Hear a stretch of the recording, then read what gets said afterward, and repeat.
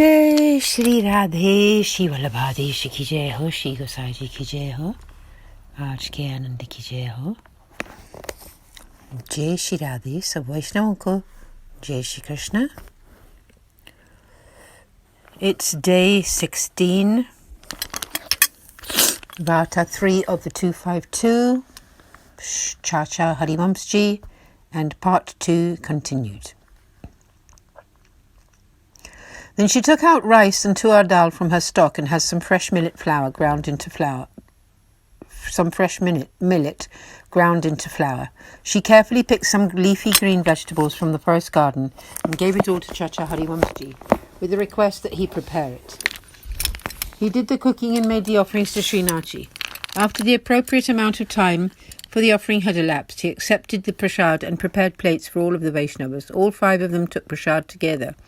Afterwards, Harivansh showed that lady all the correct manners whilst cooking.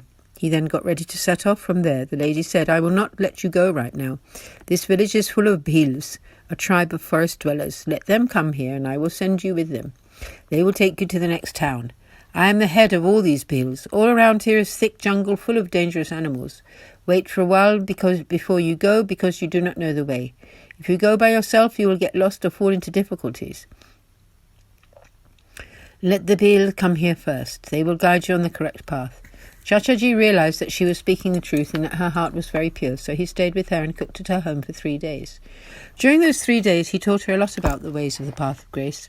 For her part, she became very interested in the path and eagerly learnt everything that Harivansh taught her, regarding it as the absolute truth. On the 3rd day, the bhil arrived in the village. That lady's husband was amongst them. Hearing that he was also coming, she sat at the door to her house and blocked the entrance. Her husband came to her house and stood at the door. She said to him, "Now you please go and stay with your other wife. I have become a Vaishnava. I no longer wish to have any relationship with you." After speaking his harsh words, she would not even let him enter inside. He spent the whole day lying on a cot outside her house. Other relatives of hers told him to go to his other wife's house if he wanted to eat. He went there and ate, but then came back and lay down on that cot in front of her door and went to sleep. In the night time, Harivansh and other Vaishnavas got together and were singing the Lord's praises. Whilst he was lying outside the door, he listened to the singing and felt very happy. He asked his wife to request that he might also become a Vaishnava. "They seem to be great souls," he said, "so please request them on my behalf." Hearing her husband's words, the lady asked him, "Will you do as they tell you?" He agreed that he would and insisted on her requesting them. Seeing how enthusiastic her husband was, she went to Harivansh, feeling very happy in her heart, and said, "My husband had asked me to ask you to make him a Vaishnava, and that he will do whatever you instruct him to." Hearing this, Harivansh passed on these instructions: "Farm your land, do not hunt game. If anyone comes to fight with you, then fight back to defend yourself, but never go to attack another village and fight there." The wife relayed these words to her husband. He spent the whole night blissfully contemplating their meaning. Morning came. Chacha Harivansh took his tooth-cleaning stick and set off together with the other Vaishnavas. The husband, carrying a large stick, walked in front of Harivansh. When the latter began to clean his teeth, the husband implored Harivansh, "Please now bless me and let me take the name initiation. You may leave after that." Chachaji took his bath. Harivansh then addressed the bhil, "Clean your teeth, bathe, and put on pure new clothes. Come to me without touching anything on the way. Then I will initiate you as a Vaishnava." The bhil respected his words, went home and performed all the necessary ablutions before coming back and bowing low to Harivansh. Seeing his enthusiasm, Harivansh granted him the name initiation. Seeing that he had become a disciple of Harivansh, all the bhils, together with their wives and children, became Vaishnavas. Then they got together and implored Harivansh to stay for 3 more days, which he did. We were all anxious to learn the ways of the path from him. He told them all exactly what he had told the First Lady. The whole village then began to behave as he instructed. They all offered him either gold or cloth according to their means. Put together, the goods made 3 huge bundles. On the 4th day, Harivansh cooked and made the offerings, and everyone took of the prasad together. The bhil, carrying Chachaji's luggage bundle, then led Harivansh with him as far as the next village called Idalpur.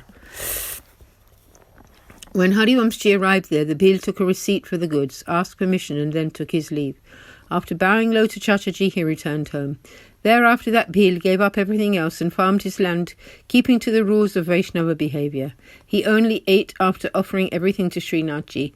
Harivansh had left a garment that Srinathji had worn with the lady for her to serve. She would serve all foodstuffs to this cloth as her seva. Harivansh then proceeded from Idalpur to Rajnagar. He passed through Kambhaich and collected many donations for Srinathji and Sri Gosaiji. After this, one day Sri Gosaiji was serving Srinathji, who told him, Harivansh has made many Bhils into disciples. He has even established Seva in one of their homes. That Bhil lady always tastes the offerings. Before giving them to me.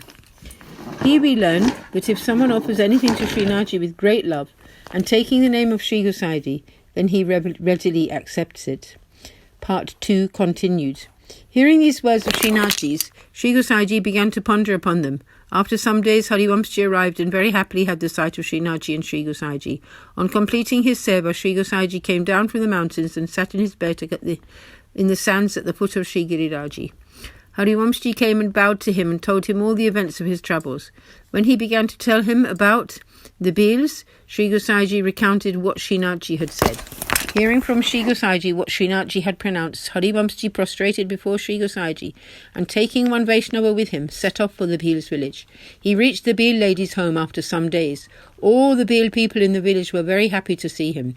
Harivansh then asked them all about how they were making their food offerings.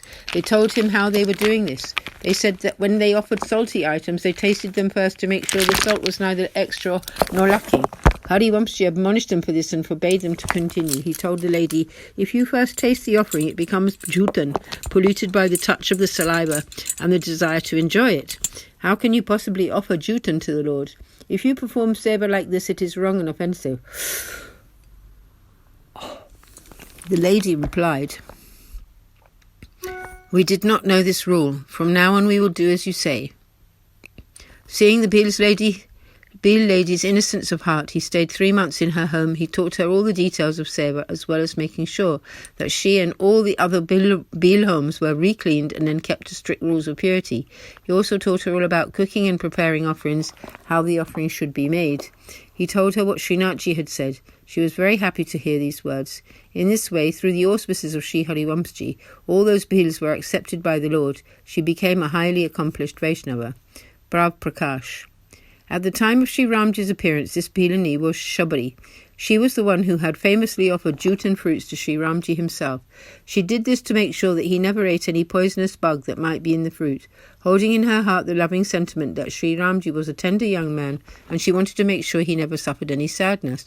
Thus, in her love, she offered fruits that had already been tasted. Love is the true form of the path of grace. For this reason, this Bhilani lady was accepted within this very lifetime. In this birth, she offered jute fruits to Srinathji. In the eternal Leela, she is in the group of Sakhis known as Pulindis, and her name is Samjya. In the same way as the spiritual intelligence blossoms, so was her mind always blossoming. Thereafter, that Bhilani kept the vessels for Sri Thakurji, the water used for Seva and those for herself, quite separate, thus following Chachaji's instructions. She gained a good understanding of the meaning of Sakri and Jutan. All the other Bhilas formed into one group with one mindset together, and did everything after they had asked her how. Harivansh then left her and returned to Sri Gosaiji. The Bhilas all sent as much as they could as donations for Sri Gosaiji. All of them became worthy of great grace through the association of Chacha Harivansh. Bhav Prakash. This story reveals that with the association of Vaishnavas one can achieve the desired goal. Although the granting of the fruits or rewards is solely in the hands of the Lord, still an embodied soul should always try to keep enlightened company. Then their mind can never be diverted, for it will remain in the correct place.